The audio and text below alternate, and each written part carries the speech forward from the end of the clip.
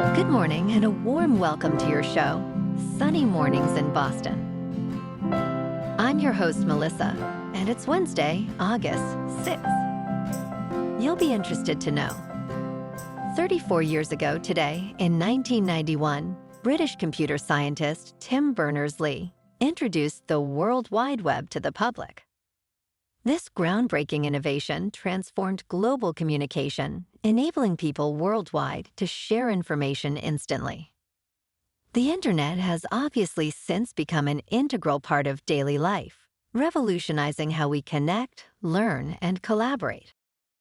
So now you know. And now, it's time for the weather report. This morning, it's partly sunny, and it feels like 67 degrees with 4-mile-per-hour wind. The sunset will take place at 7:54, and it will rise again tomorrow at 5:43. It looks like we're in for some partly sunny skies today, reaching a high near 76 with a light northeast breeze. Tonight, expect mostly cloudy conditions with a low around 62 and calm winds. For all you beach runners out there, the first high tide Wednesday will be at 10, with the low tide at 3:45. The nearshore buoy at Cape Cod Bay reads 68 degrees for the water temperature. Looking ahead in the weather, expect partly sunny skies on Thursday, with a high near 78 and light east winds. Friday through Sunday will be sunny, with highs reaching the low 90s. Nights will be mostly clear, with lows in the 60s. Bonjour, food enthusiasts. This podcast is brought to you by Versailles Cafe and Pastries in Encinitas. Nestled on El Camino Real South, just north of Encinitas Boulevard, this cafe is a haven for culinary delights. Indulge in their amazing Eggs Benedict or their gluten-free crepes. You can grab a panini for lunch or just breeze on through to get your morning coffee. They are open every day from 8 to 5. So stop on by and don't forget to tell them Sunny Morning sent you. In local news, the Department of Justice has identified 35 jurisdictions, including the city of Boston, as having policies that impede enforcement of federal immigration laws. Attorney General Pamela Bondi stated, "Sanctuary policies impede law enforcement and put American citizens at risk by design." The Justice Department plans to take legal action against these jurisdictions. While Boston has been named, the state of Massachusetts is not on the list. In response, Boston Mayor Michelle Wu emphasized the city's policies promote community safety, stating, "We are safe for everyone." Legal battles are ongoing in nearby Chelsea and Somerville over federal funding.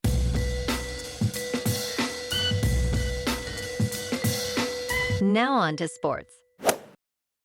The Milwaukee Brewers are currently the best team in baseball, despite having a largely anonymous roster. Manager Pat Murphy admits, "You don't know why, and I don't know why," highlighting their surprising success. Recently, the Brewers swept the Washington Nationals, scoring 38 runs to 14, even after losing key players to injuries. They lead Major League Baseball with 68 wins, while spending only about a third of what top teams do on payroll. With a focus on developing pitching talent and emphasizing the little things, the Brewers continue to defy expectations and dominate the standings this August. In local sports, last night at Fenway Park, the Red Sox beat the Royals 6-2. Garrett Crochet earned the win with 7 strong innings, while Trevor Story's 2-run single helped break the game open. Boston finished with 9 hits and 1 error, leaving 6 runners on base. The Sox improved their record to 64-51, claiming their 7th straight win in the series. Tonight, the Red Sox clash with the Royals in Boston for the final game of this 3-game series. Dustin May is 6-7 with a 4.85 earned run average, faces Michael Wacha, who is 5-9 with a 3.38. First pitch at 7:10 at Fenway Park under clear skies. In top news, the Food and Drug Administration is focusing on orange juice, proposing a change to sugar levels in pasteurized orange juice, a move influenced by Florida's citrus industry. This regulation aims to address concerns over declining crop quality, while the agency states it will not significantly alter taste or nutritional value. Orange juice is often debated, with some experts labeling it as sugar water, cautioning against excessive consumption due to its natural sugars. Despite its nutrient content, health authorities recommend whole fruit instead. The proposed sugar threshold would drop from 18 grams to 17 grams per serving, impacting labeling but not nutrient quality. In business news, the National Football League has entered a significant agreement with Disney, taking a 10% stake in the ESPN sports empire. In return, the NFL gains control of key media assets, including NFL Network, in a deal valued at approximately $3 billion.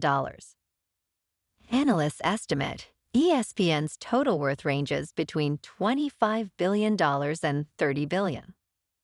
This partnership enhances the relationship between media companies and sports leagues, moving beyond traditional rights deals. As ESPN prepares to launch a streaming version of its network, the addition of NFL content aims to increase viewer interest and engagement. In crypto movement, Bitcoin is down 1% to about $113,000. Ethereum is down 0.5% to just under 3,600. And XRP is down 4% to $2.90. Moving on to a more local vibe. In our community spotlight on health and wellness, we are working with a national Pilates studio to bring you some free classes, so listen up. Check out Club Pilates, with several locations in the Boston area. Pilates presents a comprehensive wellness approach, cultivating strength, reducing tension, and elevating mental well-being. Scientific research affirms its benefits. So now you can check out Club Pilates for a free class. With locations in Canton, Wellesley, Hingham, Brookline, and Framingham, just be sure to tell them Sunny Morning sent you by. And now, back to the show. Let's talk tech. The rise of quantum computing promises to revolutionize various industries, offering better medicine, faster internet, and more sustainable food production. Companies like IBM are developing commercial-grade quantum computers, with the first full-scale, fault-tolerant machine expected by 2029.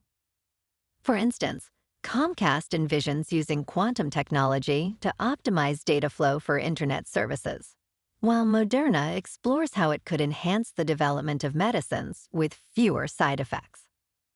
However, risks remain, particularly the potential for quantum computers to break current encryption standards, urging businesses to adopt quantum-safe measures. The future of quantum computing is closer than ever.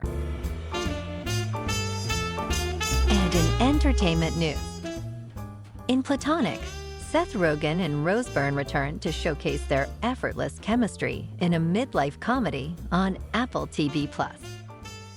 Unlike traditional romantic comedies, this series focuses on friendship, as Rogen's character, a hipster brewer, reconnects with Byrne's character after years apart. Their dynamic is filled with humor, exploring themes like work-life balance and the complexities of modern relationships. With witty one-liners and relatable dilemmas, the show is described as smart and funny, offering more depth than your typical will-they-won't-they plot. Platonic is a refreshing take on friendship in adulthood. Well, alrighty, folks, it's time for the quote of the day.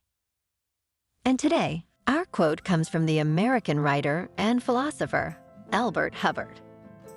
And he said, The world is moving so fast these days that the man who says it can't be done is generally interrupted by someone doing it. And that's a wrap for this morning. You can check out our Instagram, YouTube, and TikTok for some captivating aerial videos with local news and the weather reports. Have an amazing day, my good friends. We'll see you tomorrow with another episode of Sunny Mornings in Boston.